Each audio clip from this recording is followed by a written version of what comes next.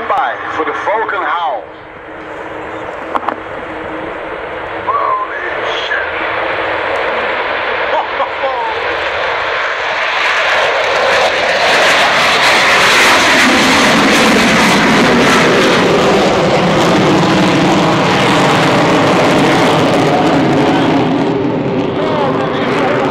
Fantastisch.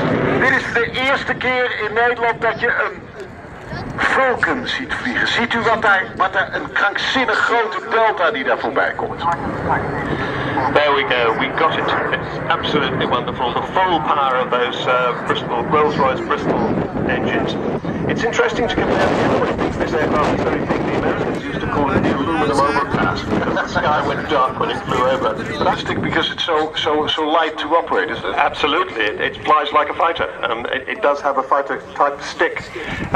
You were talking about the crew. Captain Martin Withers in the left-hand seat. He got the Distinguished Flying Cross for the raid on the Falkland Islands, which I think you were mentioning was the longest bombing raid in history until the first Gulf War. U moet zich voorstellen dat er 14 Victor tankers nodig waren, 14 Victor tankers, om ervoor te zorgen dat er 1 Vulcan op dat vliegveld kon komen. Van links, dames en heren, een uniek gezicht. Ik ga dat te vaak zeggen, ik weet het, maar ik vind het zo geweldig dat het de Koninklijke Luchtmacht gelukt is voor haar open dagen deze onbeschrijfelijk mooie Avro Vulcan hier naartoe te krijgen. From the left, goedemiddag Nederland.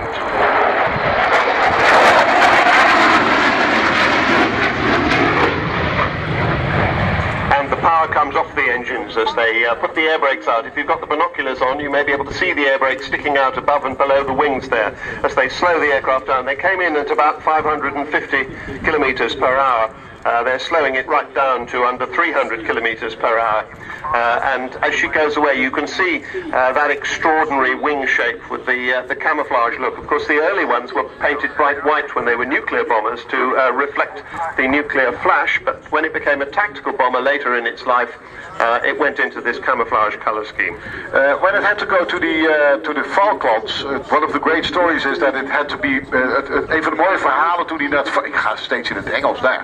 Toen hij naar de Falklandeilanden moest, toen was het probleem dat hij niet in de lucht getankt kon worden. De aerial refueling prod, het dingetje waar hij dan aan kan hangen, dat was er afgehaald, dat was gesloopt, dat moesten ze weer erop zetten. Ze moesten allerlei beveiligingsapparatuur erin bouwen, en zelfs een poort eronder hangen, onder de vleugel hangen, waar dan anti-radar dingen in konden. Dat hebben ze gedaan in 30 dagen tijd. In 30 days after the first call, 30 dagen later, was dit vliegtuig compleet omgebouwd en klaar voor haar missie. En hadden de mannen geleerd hoe ze moesten omgaan met een tanker. With the air brakes still out, she comes straight towards us and then turns away. Kijk, eens een prachtige onderkant met die 4 motoren daarin. Je bent er weer niet in de buurt, maar als je het daar over kuifje hebt, dit is kuifje. Kuifje wordt het niet. Why are they keeping the air brakes deployed in this? Because they want to keep the speed down to about just under 300 kilometers an hour. And now they're putting the power on again, but they'll keep it slow throughout. Once again, he's put the power out, so he's climbed up to about 1,000 feet and is now descending again, and we'll probably see the air brakes. What we will also see when she comes back in front of us is that the bomb doors will be open, and we'll be able to see the amazing weapons bay, which carried 21 1,000-pound bombs all the way to the Falkland Islands. 21 bommen van 450 kilo. Dat is een harde klap. En die hebben ze helemaal naar de Falkland moeten vliegen. Dit was overigens ook een stealth airplane. U gelooft dit niet, dit is een stealth bomber. Alleen de staart, die verpest het een beetje. Maar het bleek dat de radarsignatuur van dit vliegtuig, dus hoe die zichtbaar was, maar heel klein was. There is the bomb bay opening as we speak. And that, of course, is the absolute center of this aeroplane. Bear in mind, this is a bomber, that's what it does, and that is the area where it carries those bombs. Out of the stick of 21 that they took to the Falklands, only 2 bombs hit the runway, but that's pretty good because these are not smart bombs, these are just dumb bombs, and they did what they were required to do. 1 hit the center line and 1 hit the edge, and it took the runway out of use for Argentine fast jets. En dat deden ze van 3 kilometer hoogte. Want ze konden niet laag komen omdat er te veel bewapening rond dat veld stond.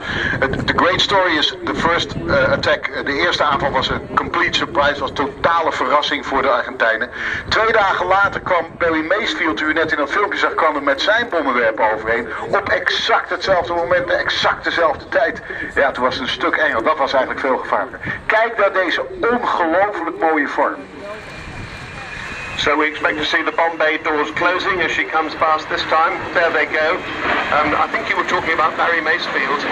The second flight. Yeah, he was actually in the lead flight for the original Falklands raid, and Martin Withers, the pilot, was the number 2, but the aircraft that Barry Macefield was in had a technical problem, and suddenly Martin Withers and his crew found themselves doing it for real. When they thought they were going home for tea and medals, and they found themselves flying all the way to the Falklands. Het was zelfs, het was een very tiny technical problem. Een raampje aan de rechterkant van de cockpit wilde niet dicht. Ze kregen het met geen mogelijkheid dicht. En Macefield riep en de captain riep, oh, we keep on flying, we blijven doorgaan.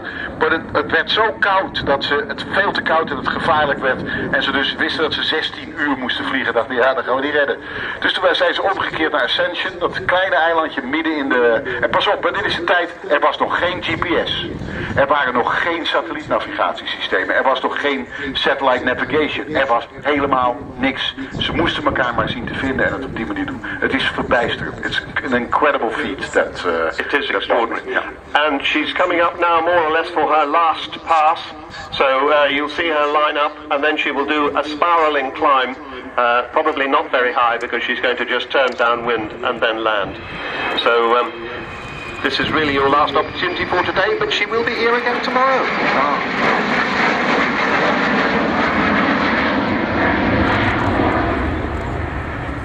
A lot of smoke from those old engines. Of course, the thing about this aeroplane, though, is we talked briefly about the money and how difficult it has been to keep this whole project on track. The chief engineer, Andrew Edmondson, says it has a guardian angel, but she occasionally gave up. Most recently a couple or 3 months back, but she's come back and she's still there and here she is, which is very encouraging. Het keiharde werken van een heleboel mensen en het Engelse volk dat per se wil dat dit ding blijft vliegen. Grappig is dat er ooit was er de Avro 707. Dat was een kleine Vulcan, die was ook zo bedoeld. Het was een soort prototype en dat kun je nog steeds in het museum op Duxford zien. Het is eigenlijk een heel klein Vulcantje en dat was om te bewijzen dat de manier waarop die vleugel in elkaar zat, want dit was in feite...